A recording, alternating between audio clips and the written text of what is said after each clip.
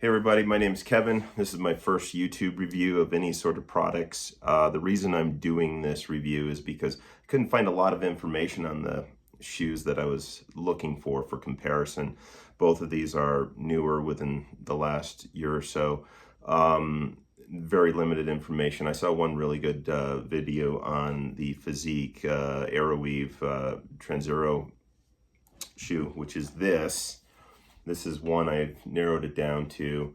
The other is the Shimano TR903, which has this boa dial up front and Velcro strap. I tried on a lot of different shoes, and these were the two that seemed to have the features that I was most interested in. I don't really like boa dials for the for triathlon, especially when you have your feet on top. Kind of bothers my foot to have be pedaling, starting out a transition with you know, those dials underneath. Yeah, a lot of the pros use them. I think you get a better connection to the shoe. But you know, we're talking apples and oranges here when you have pros doing you know, setting the precedent with you know, road shoes versus a lot of the triathlon shoes. But anyways, these are the ones that I looked at. Another was the Veloveta Monarch, and I can get into that a little bit more later. But size 11, so I got two size 11 shoes. The Fizik. One thing I liked about it was just the simple strap. That to me is a good feature. Then again, I do like the kind of customization with the boa dial on the Shimano. But let's start with the basics anyway. Size 11. The TR903 is a European 45.5. Everything's backwards on my screen here, so I have it in reverse mode. And size 11, made in China. And the Fizik, which I thought was going to be made in Italy, because it's an Italian company.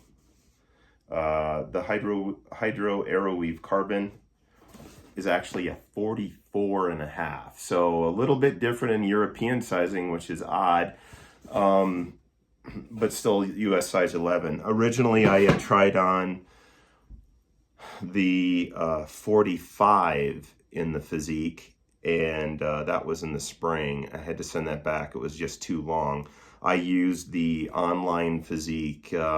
They have this kind of a paper thing you can print out, and it's got, you put your heel up against the wall and sort of mark the edge of your toe, and you go off of that in, I believe it's millimeters is how they measured it, and then you go to their website and you come up with the size that you need, and it showed I needed the 45. So be wary of that on Fizik's website. I would caution against using that sizing scale, and just sort of stick to what your normal US size would be and use that, because it's that scale, that printout is a little bit off. Anyway, so with the Fizik, you can get 10 or so % off your order if you give them your email online for your first order, and then you get your spam emails from that, but hey, it's 10%, right? Anyways, I got these. I'm going to start with the Fiziks. The difference is that I think, well, one's in China, one's made in China. That's the Shimano, which is interesting because it's a Japanese company. Why wouldn't they make it in Japan?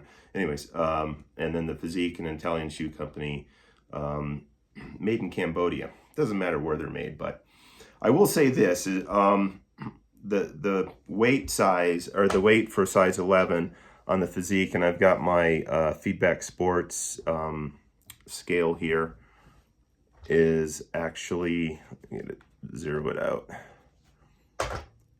247 grams for the Fizik, and for the Shimano it is 282 grams. And that's to be expected because the Shimano is definitely beefed up a little bit more. I think it's not mostly mesh, which the Fizik is. The one thing I wanted to point out is if you're into insoles, checking those out. I'm going to take the insoles out here. So this is the Fizik insole, a very cheap, typical, low quality footbed. Whereas the Shimano is thicker, stiffer, there's not a lot of bend to it. You have a good arch support here. And it also comes with another little package of support insoles. Or not insoles, arch supports right here. So if I tear this open here, the Shimano looks like they include another arch support. You can just peel that off and put it right on. Put the wrong side. Anyways, there you go. So looks like different stiffness, slightly different thickness on that. So that's a bonus. I made a list of pros and cons between the Fizik and the Shimano, and I'm going to get started on those right now. Why I like one over the other. First of all, the Fizik. I keep reaching down. I'm sorry about that. The Fizik shoe. It's light, of course, crazy light, 247 pounds. It's a very stiff sole. The strap is semi-stiff here, which is kind of nice because before you get started on the bike, you can keep it in an open position like this, and that's really nice. The issue I had with the Shimano is it's kind of floppy, so it's I don't know. It's I mean, it'll work, right? But you have to have the BOA dial pretty loose to stuff your foot in.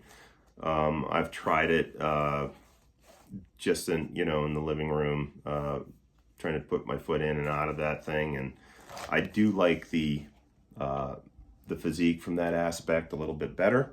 The cleat setback, I know some people want, the move is to sort of move your cleats back towards the middle of the foot a little bit more. They seem to be fairly similar in that respect. If I put them on the table here, or that my camera's on, and line them up, you can see they're fairly similar. I probably should take this off. Could see it a little bit better. There you go. Pretty similar. The Fizik, I think, is maybe just a tad. It's just a tad lower, or more towards the center of the foot, which is fine. One thing you can see from features, they both have a front air vent, okay? But when you look at the camera, the Shimano one is kind of flat with the sole, where the Fizik sits lower. So I would think that as you're going forward, it could catch more air and cool your foot a little bit better in that respect. The Fizik has a wider air vent up front. This one is a little bit deeper this way, but a little bit shorter this way. Also, the Shimano has a heel air vent, which is nice. Another thing is that they both have walking surfaces, so there's kind of a rubberized surface here, toe surface on both of these. The heel as well is a nice, it's not very slippery of a material, so I would think that the walking would be just fine on that. I do like the heel on the Fizik better, in the sense that it's a little bit taller and grippier feeling, and it appears wider as well, so it's a little bit more stable. I don't run in my shoes, I keep them on the bike, So it's not a big deal either way. It doesn't matter to me what surface. Both are carbon fiber bottoms. Let's see. Of course, the white color is safer. Out on the road, it can be seen easier in darker conditions. However, it will dirty very quickly. The other thing is it's very airy. I mean, you can see my hand right through it. It's mostly mesh. It wouldn't be a great winter riding shoe because it's just so cool. I mean, if you have heat problems, your feet get hot and you really swell a lot, I would think that this would be a really great shoe for that. Whereas the Shimano, you can see it's got all these tiny holes here, a little bit of mesh up front, but I just had it wearing around the living room, walking around, and my foot got warm pretty quick. So this would be a better kind of cooler season type riding shoe, or a shoe for those late fall races that you know is going to be really cold starting out on the bike. But I prefer a lighter, cooler, more airy shoe. As I mentioned, you know, both have really stiff soles. I keep looking at, I've got a bunch of notes here that I made for each shoe, so that's why I'm looking over to my side here. Some of the cons of the Fizik shoe, though, aside from it being light, cool mesh, semi-stiff strap, the cleat setback is a little bit lower than the Shimano. I haven't measured them, but just visually it looks just a little bit different. It seems to have a better air vent and walking surface over the Shimano. You can get a price discount on this on the Fizik website if you sign up. And the cons, though, is that, you know, this may be good for some people, not for others. You know, there's no toe lockdown, so you have a lot of room, a lot of wiggle on your toes when you're biking. Some people like that more, you know, cinched down feel, which you would get from the Shimano because of the BOA system. But warm weather training and racing would be a con on the Fizik, because, you know, you wouldn't be using this in the wintertime. I mean, maybe you could put some thick socks on and booties, but I would be concerned about the durability of the mesh, because it is quite thin, and I don't know, maybe it's just me, but it just doesn't seem like it would hold up to a lot of harsh conditions. I may be wrong. I don't know. I haven't spent a season in these yet. One thing I didn't like that another YouTube video mentioned was this heel strap. All right, they have it curled around. So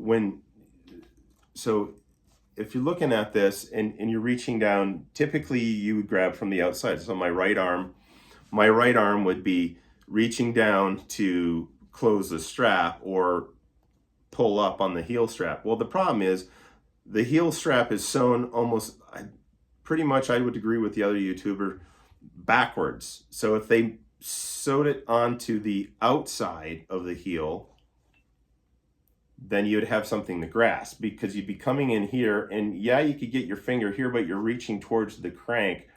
Whereas I think even if you just had a center strap where this was sewn down, it would be better than kind of having to reach around closer to the crank. You should be able to grab this over on this side. I just think that would be so they technically got that wrong. The insole, another con is the cheap insole. I mean, come on, Fizik. I mean, you're paying $300 and some and you give us this. I mean, I use the Solstar black insoles, so it doesn't matter anyways, but for some people it might. I just think the Solstar is a great upgrade to your cycling shoe. nice and stiff carbon fiber, and I haven't put them in here yet, so I don't even know if they'll fit, but I can always probably try to trim them down. I do like the grippy. There's a kind of a yellowing around the heel, and that is it's kind of a sticky feel. That's what that is looks like it's a spray that they put on, a texture, just to give it more grip on your heel so your heel doesn't come out. And that's kind of it for the Fizik. For the Shimano, it's light, all right? It's more adjustable, custom fit. In fact, the finishes are quite perfect. I mean, I looked at the stitching and the gluing, and it's just, it's crazy. It's pretty awesome. The construction, one flaw I found on the Fizik here is if you can see it, it's very rough here. There's a gap here with some glue, and it looks like it was kind of stuffed in there. It's not a great finish on that heel. I can get a fingernail in here. Whereas the Shimano, every seam and every portion is perfect. I mean, they really had the manufacturing down on this, and it's flawless as far as construction goes. I don't know how much hand tooling they had to do with this, but it looks like maybe, you know, I would think that if a machine did a lot of this, you wouldn't have some of this. This is probably a, you know, shoe artisan that had kind of stuffed this in and used some machines to press it down. I don't know the manufacturing process. I don't make shoes, but another nice feature on the Shimano is it's got these little, I don't even know if you can see it, but little notches in the heel strap. Again, we have a straight up and down. There's no sewing the strap to one side or another. Keep it simple, right? But these would be for rubber bands. You'd put a rubber band through here, so that when you hop on your bike and stuff your foot in there, it holds your shoe level instead of hanging down like this, swinging as you're running with your bike to the mountain line. So that is another nice little detail. The insole, which I mentioned, has that, you know, it's a stiffer insole. If you don't use aftermarket insoles, the Shimano is definitely a better insole. I mentioned the extra arch foam inserts. Another cool thing is there's I don't know how many people need this, but also included with the Shimano is an operation and care manual, how to take care of your shoes, clean them, you know, do's and don'ts. That was kind of slick. Fizik, I just received a pair of shoes. I mean, yeah, how hard is it to, you know, operate a one strap shoe, right? But, you know, regardless, it just shows an attention to detail, I think, by Shimano. Do's, don'ts, how to put the shoe on, operate the BOA dial and all that stuff. People may not be familiar with that. I do like the heel and the toe and the heel vents. That is really cool. Kind of something that a lot of people don't think about is the height of the, I don't even know. All right. The height between the sole and this portion right here, the top where your heel would be. On the Shimano, it's quite a bit lower. So this distance is lower, gives you more ankle clearance. Quite a bit higher on the Fizik. I've had both of these on, and it's noticeable. There's quite a bit more height on the Fizik. I guess that's kind of a preference thing, but it sort of felt good to have a lower heel. I felt like I didn't have as much to slip out of the shoe because it was so low. There's technically my ankle's already out. And I think some of the cons, moving on to the cons of the Shimano shoe, it may be a hot shoe for you. There may be too much going on with, you know, with the straps. And the BOA dial, for some people that might be a little bit much. It does seem to narrow a little bit on the toe, but it's not as bad as the previous Shimano Tri shoe that had 2 Velcro straps. I've had both shoes on. The one with, I don't even know what the number is, if it's like TR901 or something like that. But this one seems to be a little bit wider than the previous Triathlon shoe.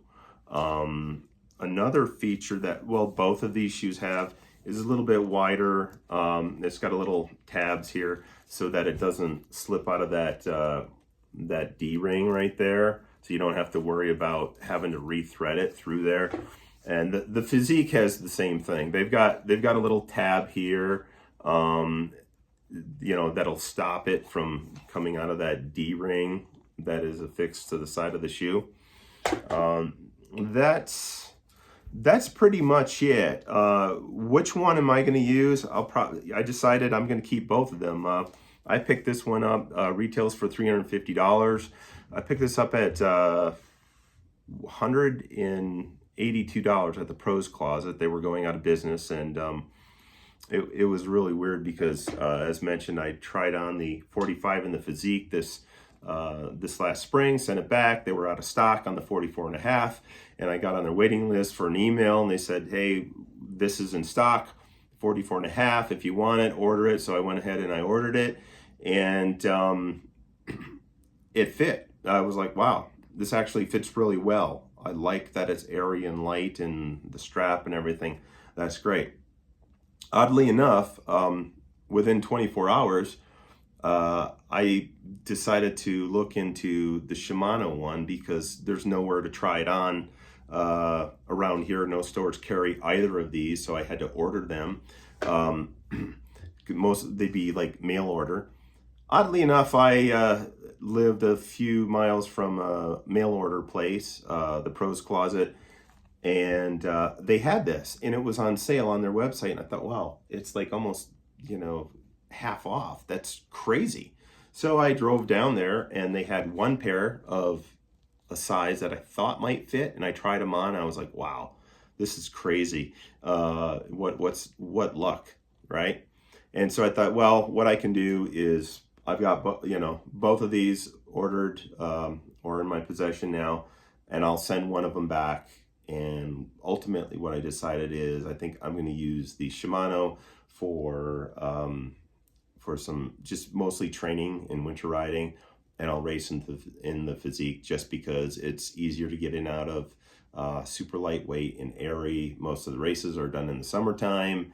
I may be wrong. I may end up liking this one and racing in this one more. Don't know. I don't even have cleats on them yet. Anyhow, that's my review, and again, I decided to do this review because there's not a lot of information on either of these as far as, you know, the pros and cons and the features and everything. So I hope that helps you with your purchase. They are both excellent shoes. They fit great. The call is going to be up to you. Ball's in your court. Take care. Give me a thumbs up if you like this video. Just a little post-video edit here. I did mention earlier in the video as I was reviewing it, I did mention the weight at one point for the Fizik. Well, actually, I mentioned it a couple of times. 247 pounds. It's actually 247 grams. Just when you're trying to make a continuous video, sometimes you slip up and say some things that, you know, you're not quite listening to yourself when you're talking. Anyways, I did mention a point about the Velovetta shoes.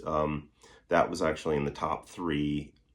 It was the Shimano, the Fizik, and the Velovetta. I tried on the Velovettas and adjusted the heck out of them. I know the founder, great guy, and the shoes are very well made. The Velovettas is another one you should probably look at too for triathlon shoes.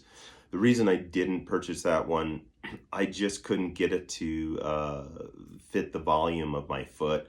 The shoes are quite roomy. You can adjust them. considerably, the Velovettas, but I have a very narrow foot, and I had a little difficulty filling the volume in sort of the center part. Their whole thing is they have a heel closure system where you clip the mechanism on the heel, and it pulls wires on each side, which are actually external. They're stainless steel wires, and the tongue is smooth on the top, so there's no strap pushing down on the tendons, which is a really nice feature. The problem that I had was there was just too much gap. No matter how tight I made the shoe, there was just too much movement, so that on the upstroke I would get I feel like I'd be closing this space on every pedal stroke, you know. So that's ultimately why I didn't go with the Velovetta. But that's another great shoe you should take a look at. And there you go. That's my review for the Shimano TR903 and the Fizik Hydra Aeroweave shoes. Take care.